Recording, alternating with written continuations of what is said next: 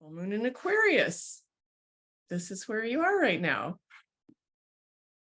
Full moon in Aquarius, August 2023, Bronwyn Simon's astrology. Welcome. So here's how this presentation is going to flow. Start with the basics. What is a full moon? Then we'll talk about the Aquarius Leo polarity, which is where we're sitting. With any full moon is a polarity between those two opposite signs. And then we'll look at what this moon means for you, and then we'll do the Q&A. I guess I already said that. And this is me. I think that most of you know me. If this is your first time being on a call with me, I would love it if you would just raise your hand or mention it in the chat. And I'm so happy that you're here, and I hope you enjoy the call. And there were lots of familiar faces in the room. I'm always happy to see you guys too. But in case you don't know me, this is me. I'm an award-winning astrologer and psychic. I have 25 years of teaching. This is actually an old slide. I have more than that now. 25 years of teaching and leadership. I'm about 28. Lunar expert. Somehow this has become my niche. Maybe it has to do with my own 0-degree natal Cancer moon conjunct the North Node. At this point, I've helped thousands of people with their charts. So that's why you should be learning this from me. This is kind of my zone of genius. I want to share this quote because I think it's so beautiful and inspiring around why we follow the moon.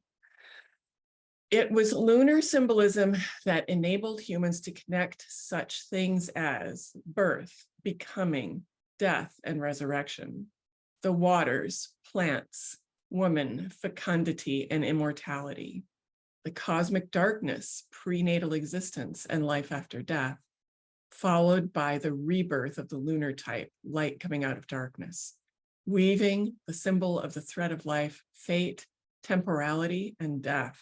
All of that is contained in lunar symbolism.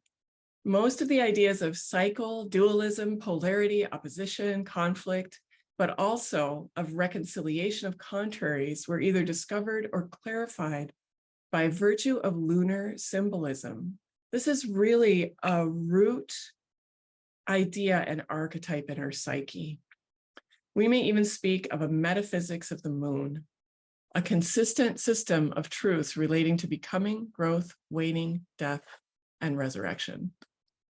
I love that. I feel like sometimes in astrology, we underestimate the power of the moon, and we forget what a powerful model she is for so many things in life, for looking at our own life cycles, for understanding that constant cycling of light and dark, death and rebirth. But also as astrologers, she is a root learning of how all the planetary cycles work. So it's always good to start with the moon. So what is a full moon? So we are actually here at the center of the lunar month, right? This is the culmination of the lunar cycle. We're halfway through. The moon has reached peak light. And what is actually happening in the sky is we have an opposition between the sun and moon. So what this looks like is the sun is here on this side of the earth and the moon is over here. So we get the full light of the sun reflected by the moon. We have the earth sitting between the sun and moon. And sun and moon, if you look on the chart, they're in opposition. That defines a full moon. So it's an opposition. It's an illumination, that full illumination of the face of the moon with solar light. And because it is an opposition, it does that work that every opposition does, which is to offer us an opportunity for synthesis. Whenever we experience an opposition in transits or in our natal chart, what that is an opportunity for us to synthesize, not just balance, but synthesize, bring those two opposites together into something that's greater than the sum of the parts, to discover the paradoxical wisdom that comes from combining opposites. That's the psychological, spiritual, developmental opportunity of any opposition. And we get to do that once a month with the full moon. It's an opposition an illumination, and an opportunity for synthesis. So what is an opposition? As I said, we're halfway through the lunar cycle. The moon has traveled in the last 2 weeks. She has traveled from new, which is 0, right? The sun and the moon together in the same degree. She has traveled 180 degrees away from the sun, because remember, she laps the sun. The moon goes around the whole zodiac 13 times in the year. Well, 12 and a bit times in a year. The sun is only going around once. So every month she laps the sun. When we're here at the full moon, she has traveled 180 degrees from the sun, and they are in opposition across from each other in the sky. So why an illumination? The lunar cycle culminates at the full moon as she carries as much light as she can. She has filled herself up with light over the last 2 weeks. And now we're at the turning point. She's turning back to darkness. She begins to release back into darkness. In this moment of full illumination, everything is revealed. So this is the thing. The full moon is also a moment of revelation, seeing what was hidden in the darkness. The nights are bright. We can start to see some, what it is we're bringing solar consciousness into the mystery of night. So on these rare few days every month, we get to penetrate that darkness and see what has been hidden. This is literally true when we walk out under a full moon, but think of the psychological truth of that, the symbolic truth of that. And as I said, every opposition is an opportunity for synthesis. The sun and moon are in opposite signs. We have the opportunity to balance and resolve the issues of those signs. So all of our signs of the zodiac come in pairs that sit across from each other. They're complementary. They deal with the same issues, but in very, very different ways. So anytime we have an opposition, we're dealing with that. We're dealing with the same issue in really different ways. And it gives us greater insight, greater illumination, and the opportunity to synthesize and grow in our wisdom by resolving those opposites. So yes, I just said all this, complementary signs. Each sign has an opposite, the sign that sits across the zodiac from it. Okay, here's an idea for you. It's an axis of transformation. How about that?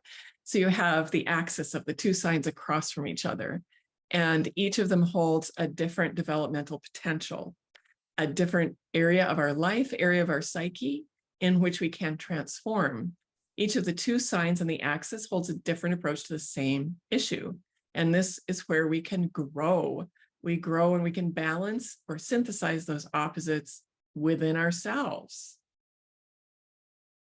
So there's that opportunity for transformation with every full moon or every opposition that comes along in transits, right?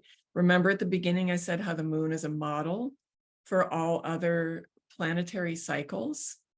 She does this really quickly, so we get to experience it once a month. But we also experience oppositions with other planetary cycles. And the full moons can give us a hint of what that energy is like when that transit comes along. So full moon transformation. Each full moon is an opportunity for growth along a different axis. This is an elegant system for personal growth in different areas of your life throughout the year, right? So the sun spends a month in each sign of the zodiac. Sometime during that month, the moon comes into opposition with her. And we have that transformative moment when we can work with the essence of the sign the sun is in, along with the essence of her opposite sign. It's a really special moment. And because they move along sequentially, right? We go through the zodiac one sign at a time, consecutively with these full moons. It means we have that opportunity, or over the course of the solar year, to work with a different house in our chart, to work with a different sign archetype, to work on a different axis of transformation. So I'm always stunned by the elegance of this as a system of personal growth. It's just beautiful. So, so what's happening right now in the sky? The sun is in Leo. It's August. The sun is in her rulership, in her rulership in Leo. She's in the sign that she rules. The sun is exalted in Aries, in rulership in Leo. So this is such a beautiful month where we get to learn the lessons of showing up and shining for the beauty of our individual selves. What sits across from Leo, the height of summer in the northern hemisphere, is the depths of winter. Aquarius, these are both fixed signs. So we have that fixedness of the center of each of those extreme seasons. So what happens? What is the common thread between the humanitarianism of Aquarius, that Saturn-ruled deep northern hemisphere winter sign, the lofty, cool, distant, really Saturnian feeling energy of Aquarius? What does that have in common with the really personal, heartfelt, generous, courageous, solar-ruled Leo? They both exist in a space of generosity. Remember I said two really different perspectives on the same issue? This is the axis of generosity because both of these signs are about what we give to the world, but in such different ways. And they really can't function one without the other. They support each other in making us wholly generous humans. The heart of Leo supports the humanitarianism of Aquarius, and that big picture humanitarianism of Aquarius supports the personal generosity and heartfelt energy of Leo. So, you know, if you're being generous, if you're being generous in a really personal way that's just all about what your heart wants, you can sometimes miss the mark because your intentions are there, but you're maybe don't have the full picture. You don't have really an awareness of what's actually needed. Whereas if you're moving only from this space of distance that's not engaged with the heart and is just thinking about systems and thinking about big groups the way Aquarius does, we can sometimes also miss the mark with our generosity because we forget the heart. We forget what makes it personal. It's when we bring those two things together, if we blend and synthesize those energies of Aquarius Leo, that we can find a heartfelt yet humanitarian, personal yet big picture generosity. So that's part of what we're learning on this axis of Aquarius Leo. How the heart supports the big picture, how the big picture supports the personal generosity of the heart. So the sun is in Leo right now. Leo is fixed fire, ruled by the sun. The fire of Leo is the fire of the hearth, right? It's those coals after they've burned down and are just warming the environment. It's that deep hearth fire that we're drawn to stand next to, the heart center of the home and the community. Leo holds courage, heartfelt generosity, the desire to shine the light of the self generously upon others. Leo embodies regal leadership and natural charisma. Leo serves through self-expression. Leo serves through authentic self-expression. The sun, in any sign, the sun is the light of our ego, our spirit, our vitality, our aspirations. So what about the moon? The moon is our feeling heart and our emotional needs. The moon in Aquarius. Okay, Aquarius is fixed air, ruled by Saturn. Aquarius brings both a broad perspective and a unique viewpoint.